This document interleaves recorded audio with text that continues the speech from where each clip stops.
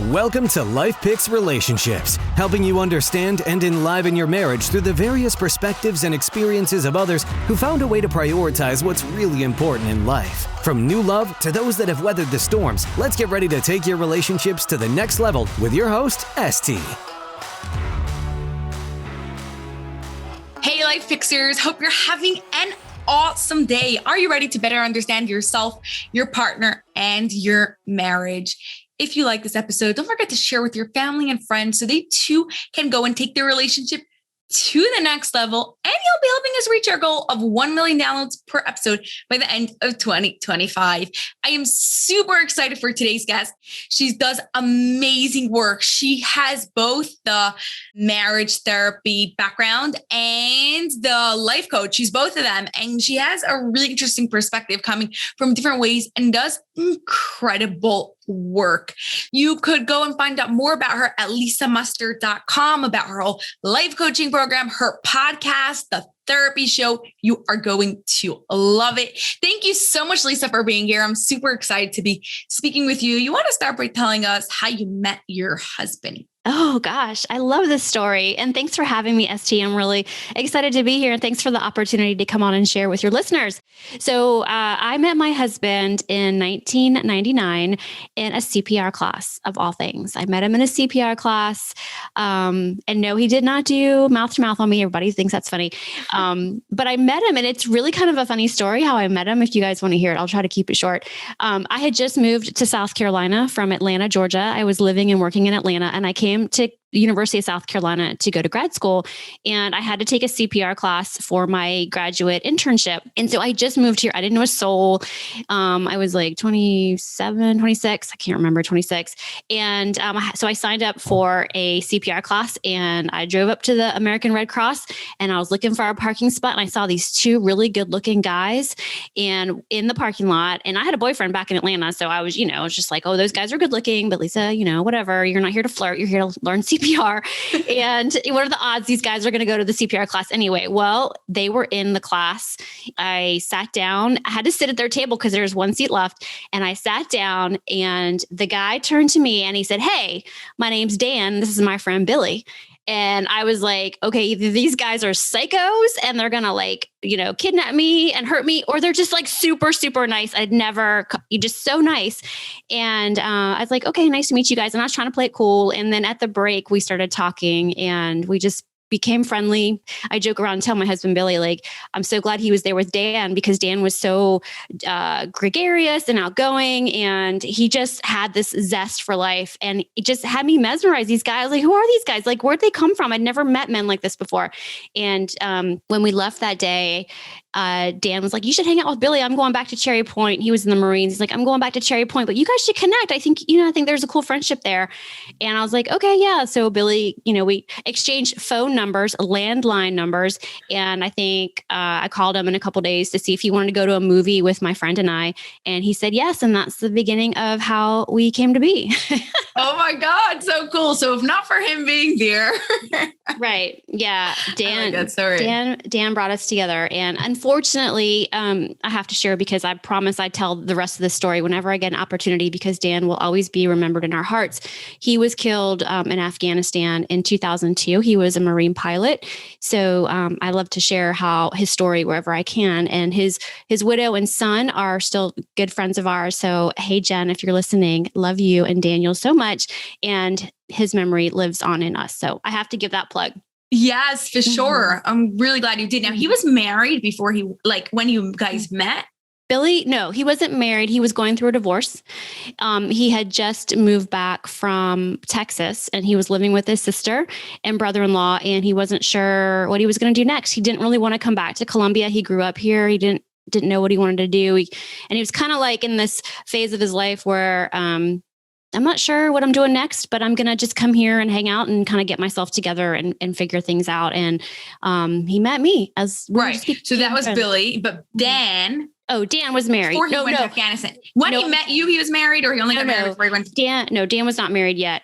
He met Jen, I think a couple months later after I had met them. Yeah. And so he and Jen were married. And then after 9/11, Dan was deployed a couple months later. Yeah. And she was pregnant. What these people do for our country, I don't think like until like you have like a personal experience with it, people don't really realize. They just like run their regular lives and do the regular things. And then Yeah. And honestly, that's what had me eventually decide to go work for a military branch, because I work full time. I don't know if you know this, I work full time for a military branch here in South Carolina. And that's kind of like how I decided to pivot my career about 10 years ago. And because I started out in a counseling center at the university. And then I went to addictions. I worked in addictions as their family therapist. And then when a position opened up with the Guard, I worked for the National Guard, I was like, ooh, that sounds really interesting. And I wanted to be able to give back in my own way and to serve in my own way and help support our nation's finest is what I refer to. Yeah. So you work with specifically with the addictions part. I did. Yeah, I did. I worked in addictions and rehab. Now you work with the veterans now. Now you work with veterans or? Yeah. So now I work in the National Guard. I work full time for the National Guard. And so I work with soldiers that are National Guard soldiers. And I also work with active duty soldiers. Here in South Carolina, we have a really nice way. We all kind of work together. So like I got a call yesterday from active duty looking for some support. And so I was helping them figure out like, where do they need to go? But then I work pretty much where I really cut my teeth with working with the National Guard was post-deployment. I would help families reintegrate back into the soldier would come home and the National Guard, they're civilian soldiers. So they're really like they're a soldier and I'm putting air quotes and that's not the right word. So they're going to look like you and me during the work week. And then on the weekend, they go and they drill and they put on the uniform. So we've deployed thousands and thousands of soldiers in South Carolina to most recent conflicts. And so they're walking around in everyday clothing, these soldiers, but they don't wear the uniform all the time. So they're kind of a different, they're still soldiers, they're still part of the military, but they have different stressors and different issues than I would say like someone who is full-time 24/7, 365 active duty. So that's the group that I work with. And I do actually, I work with veterans too. I mean, I'll help anybody who's worn the uniform as best I can. That's really my mission, my goal. So you do the same work without wearing the uniform. Yeah, I've never been in the military. Like I joke around. It's like I should have been in the military, but at this point in the game, I'm too old for the military, and I just, I'm past that point. But I have a lot of friends who are now retiring out of the military, kind of at that age where I'm seeing them, come out of the military. They've been in 20, 25 years, and they're retiring. It's kind of weird to be retiring from something in your mid to late 40s, but so I work with some of those folks too, like second career. What are you going to do next? And I just love working with this population, and it's in my blood now, I guess. So yeah. Oh my God, yeah. With like the war going on now in the Middle East, it's like crazy and everything going. I'm like, these people who are out there fighting. Yeah. I know. Admire them. And you're doing your work. Like, right. Even if you're not there holding a gun or in the actual things, you're wearing your own type of uniform. And so thank you for that. Now, does your husband, Billy, have like anything to do with that also? Or he like totally not? No, he's not in the military. He thought it's funny. We were just talking about this like last week, about his, he thought he would go into the military, but he ended up not doing it for whatever reason. So yeah, no, he's not. He just supports like I do. And awesome. Okay, cool. So how has your relationship changed from when you met him until now? Like what's 20, how many years? I've known him 22 years, but we've been married 15 years. Oh, wow. So part of our story, so when I met him, I was a very different person than I am 22 years later. And when I met him, I didn't know what I was doing with my life. I wasn't a very happy person. I really had it in my mindset, and it was because of how I was raised, I guess, and the meaning-making experiences that I had about what men are supposed to be and how they're supposed to act. And, I thought the man's role was like to make the women happy in all the things. Like, I didn't realize that, no, Lisa, really happiness and figuring out what you want with your life, that's on me. I have to be the one to figure that out. But I just thought if I find the right guy, I would just be happier, because I wasn't a happy person when I met him. And I'm not, I look back on it now and I'm not quite sure like what the reason was for it. I think I just wasn't living authentically and congruently in my late 20s. Like I didn't know who I was, what I wanted. I had all these questions. And instead of thinking that was like normal, I really kind of fell into a depression, and realized, and that's okay. Like depression is okay. I think as long as we recognize it for what it is and we take responsibility for working on ourselves. So we started dating. So you were dating with him.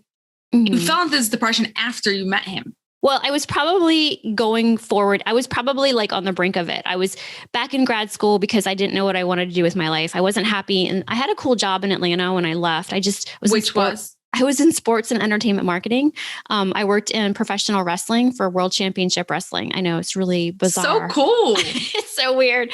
I was just in like a marketing coordinator. I didn't really, but I was like, how did I get here? How did I become, this is what I do. And I knew there was more in me to kind of like develop and to go for. And so I came to Carolina to go get my master's in public health. And I did that for a little bit. And it was okay. I think once again, I did something because I thought, ooh, I would be good at this, or I'm interested in this. But I came back around to it and I couldn't really find my place with it. And so Billy and I were dating, and I was going through like this funk again in my life, like this, like starting this depression. And he was like, I love you and I care about you, but I can't be with somebody who is just like this unhappy and this uncertain about what you want and where you want to go. And so I joke, and I don't joke, I mean, because it's really serious. Like I say, the best thing he ever did for me was break up with me, because that's when I was like, this man that I love so much, I knew in my heart he was the one. Like I knew I wanted to be with him, that said this to me. And it just threw me for this huge loop. Like no guy had ever broken up with me and said that to me. And I just couldn't get it.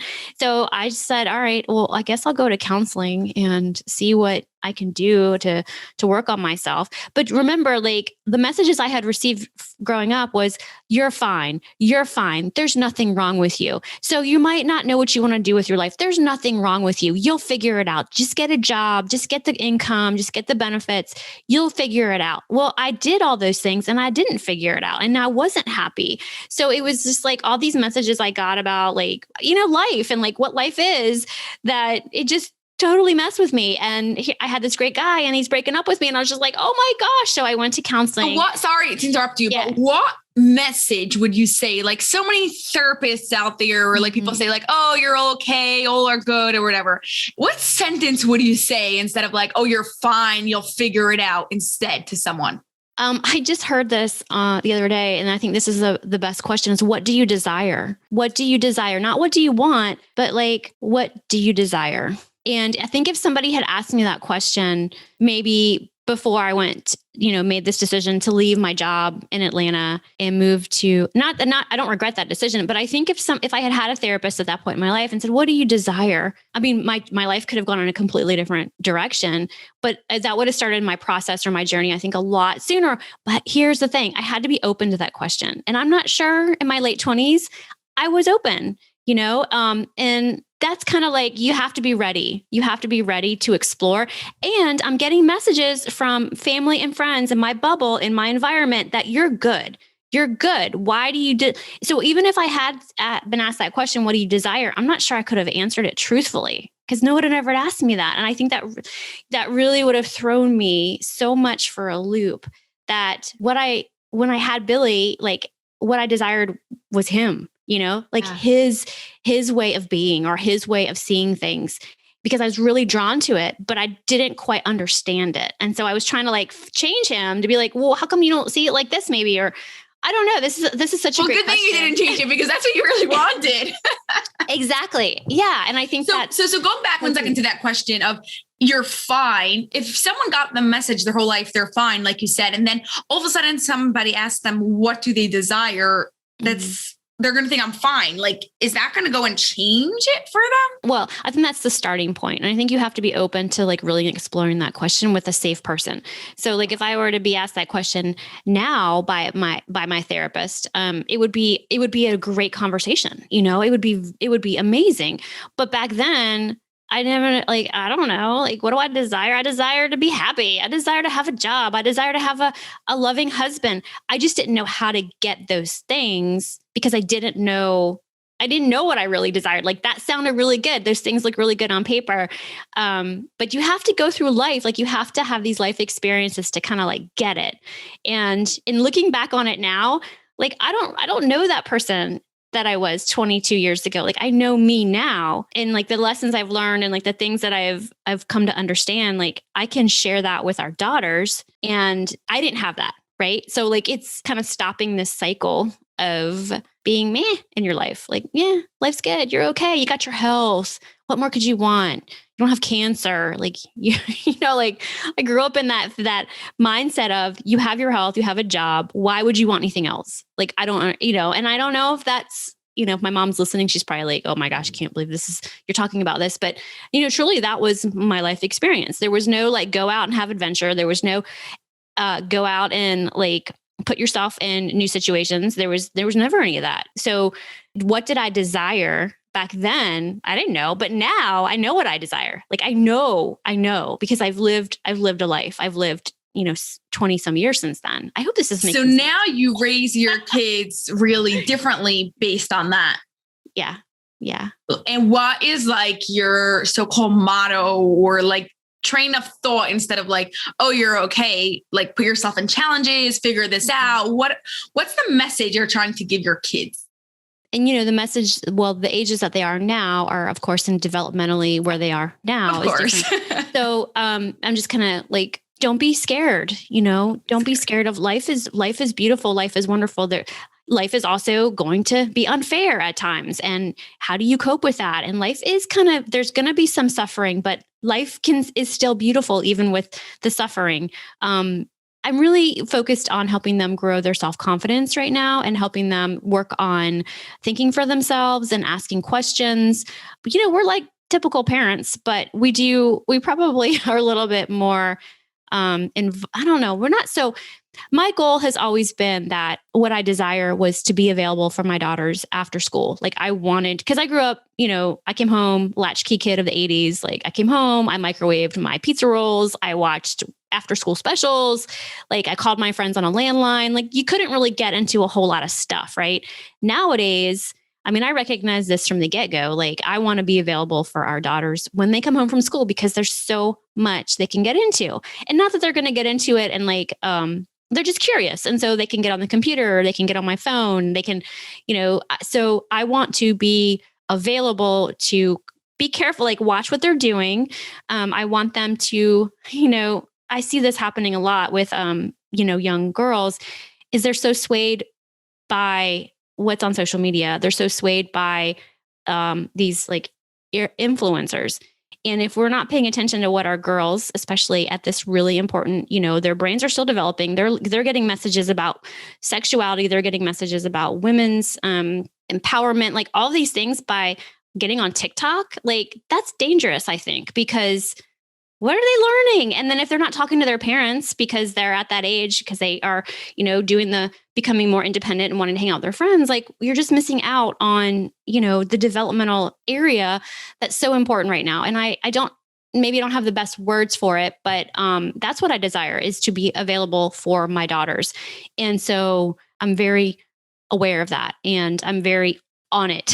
And mainly because I think I didn't have that, and no offense to my mom. She was raising two daughters, as a single mom, and I had a great childhood and, I'm safe, like no trauma, thank God. But I think it's really important to be available for our kids as much as we can. And I know that some parents, have to put their kids in after school programs. Well, that's great, but just make sure they're in the program that, you know enough about. I'm kind of going off on a tangent, ST. That's the thing that I don't want to perpetuate, I guess, is, Well, I'm glad you went on that tangent because I think it's so important. It affects every other area of their lives, whether you're there or you're not. And when you're there, how you're there with them. So thank you for that. Yeah. And, I want to just put out there, like, I didn't know if I wanted kids. Like, I honestly did not know if I wanted kids. And Billy didn't know if he wanted kids. And when we made the decision that we were going to have kids, it was like, I want everybody to know I'm not perfect. Like I can still freak out on my kids. I can still yell. I can still scream. I can still do and say things that I regret. And I think it's all about how we come back and we have the conversation with them about like what just happened to mom. Like she just kind of freaked out. But, when I made the decision that I was going to be a parent, like I was all in. It wasn't like, oh, I'm just going to do it until they were like 6 and then, whatever, like they can just be watching TV all the time. Or, I just knew that if I'm in, I'm a parent and I'm parenting and I'm hopeful. I hope that what we're doing is right. I hope that we are doing the right thing for our girls. I hope that, I don't want people to think that I'm this like helicopter mom because that's, I think, one of the worst things we can do for our kids. I knew that when I made the decision to have children, I was in 110%. I was in. I'm not going to like half raise my kids or put it on other people to raise my kids or expect the school system to raise my kids. That's me. I'm going to take responsibility for this decision that we are making. And Billy too, like he's in there with me, and we kind of like, sometimes he even had to remind me the other night, he's like, remember, we made the decision to have kids. Like we made the decision. And I'm like, I know. Cause it's not easy. It's not easy. Not now. It's not what I need to hear it, but yeah. It's true. But it's wonderful. It's a really good reminder. I see that like whatever you do, you just like give and you just do it fully, whether it's working for the military, whether it's raising your kids or for your marriage, it's like totally in it. Well, those are my values. And I think that we forget a lot of times that we have values and a lot of people don't even know what their values are. So those are my values. If I'm congruent and authentic in those values daily, then I feel very confident and I feel very successful, So thank you for that compliment. I mean, I appreciate it. I just think if people are living 100% congruently and authentically in their values, then, they can't do wrong. If they're positive, if they're good values, of course, like, they're not going to hurt anybody. That's going to be debatable. Different people are going to think that sure. If they have those values, they're going to think that they're good. But yeah, we all know what you're talking about. Okay. So going back, so you broke up with Billy and you went to see a therapist. Mm-hmm. Want to just take us a little bit past there, like what happened afterwards? I think what I learned most from my therapist, I hadn't really ever been explored a lot that had happened with my biological father and how he left our family when I was 10 or 11 years old. Like I hadn't really explored that. And so you guys, I mean, I got stuff from it's not like it's a traumatic experience. Everyone has baggage, no matter what you come from, no matter how awesome your parents were. Yeah. But I think that's what I had to explore was my, what do I think? How do men show up in my life and how did I make meaning out of those relationships? So that's where my work was around that. And, I had this idea, like if I didn't show up in a certain way, or if I didn't act a certain way, then he wasn't going to love me, which wasn't true. He told me many times, like, don't pretend to be something that you're not, like be you. Cause I had that growing up as, 10 I'm still kind of 10 years old when it comes to men. Like I hadn't really processed through that. So my 10-year-old brain was like, daddy's leaving because he doesn't love you. And that's not the case. That wasn't I really don't know. I don't have much of a relationship with him. But I think every child divorced thinks that the divorce was their problem. Right. But that was the meaning making experience I had. And I took with me until I was 26 years old, until I got into counseling and really worked through that. And it's, I came out of therapy a couple months later, and I was really working hard. I was really taking massive responsibility. I was looking at my career and I was like, this isn't what I want to do. I had admitted it to myself. Like I went to grad school to kind of leave Atlanta and escape, that environment, not really because I was just so crazy about being in public health. And so I started to go, okay, and started to explore, what am I really interested in? And I was like, I really like this counseling thing. This is super cool. Like I've never been through this kind of process before. And I remember talking to my therapist, like, I think I want to be a therapist. And she was like, okay, great. Then I decided to go back to school and entered into a program here at Carolina. And that was kind of the beginning of my, the new transformation, I guess. Billy and I ended up getting back together after we broke up. We got back together probably 4 or 5 months later. He saw me working really hard on myself. And the funny part about all this was he was like, well, because we we go to the gym. Like that was our thing that we would do to kind of get to know each other. He's like, well, I still want you to be my training partner. And I was like, well, that's not fair to be your training partner. And you still have like a really, want to be together. And so, I think eventually we kind of just started to go back to the gym together and and he was like, let's just test the water. And so I knew that he was like, he wasn't really out of it. I think he was just kind of like, I still love you and I care about you. And then we're back together, and I went to grad school, got my degree, and yeah, here we are, 15 years of marriage, and every day, like I'm grateful. Every day, I think what we have is very special, and we're different people. We have a lot of different interests, but we have mutual respect, and I'm a different person. Like I've just learned how to be in a marriage. I've just learned how to do it, and we talk things out. We argue, but maybe 10 years ago, I would have really blown things up. I would have gotten really emotionally reactive and I would have screamed. But now I'm like, I don't do that I don't do it. I do it every now and then, but I don't do it like I used to. So I think that's just experience and age and time and love. What do you think is the one thing? Obviously, it's a lifetime of work, like you said, but if you had to say there was like one thing that really went and changed you, changed your life, changed your marriage in the past couple of years, what would you say that is? The fact that we have shared values, the fact that we are on the same page when it comes to how we want to live our lives, how we want to raise our children. That's probably the thing that's been there, the constant, underlying thing that keeps us together. And I love him. Like I can't imagine anybody else in my life ever. I tell him like, if anything happens to you, like I don't dream of like finding somebody else. I don't have that, like, I don't know. It's just we're together and he's my one, I don't know how else to explain it.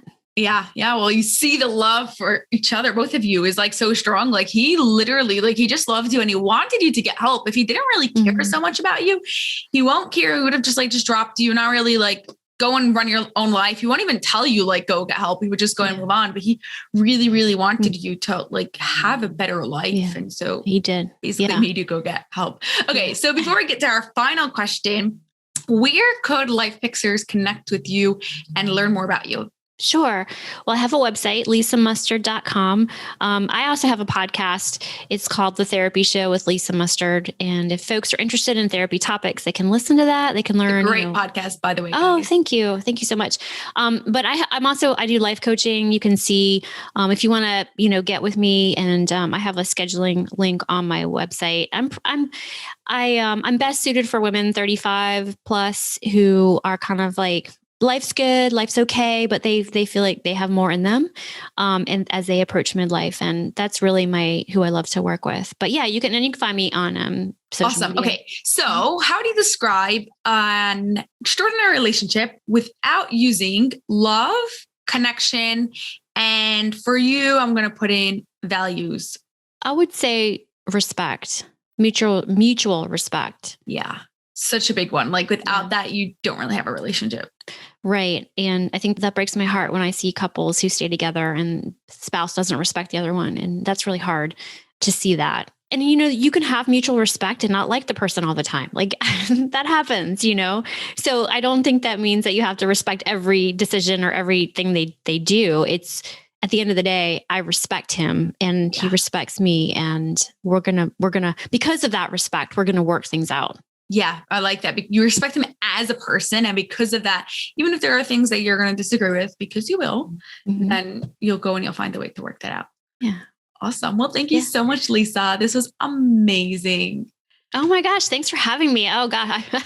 It's really I don't think I've ever done a podcast like this before where I shared so much about me. So thanks for having me and allowing me to share. Well, thank you for sharing so much. I like that. So not just like, all my clients this and all my things that like, this is like the real stuff. And I know all our listeners really appreciate it too. That's all for this episode of Life Picks Relationships. And we have a huge favor to ask of you that will not only support this show, but also give others what they need to take their marriage to the next level. We're striving to have 1 million downloads per episode by December 31st, 2025. So please share it with your family and friends so they can turn their relationship into an extraordinary one.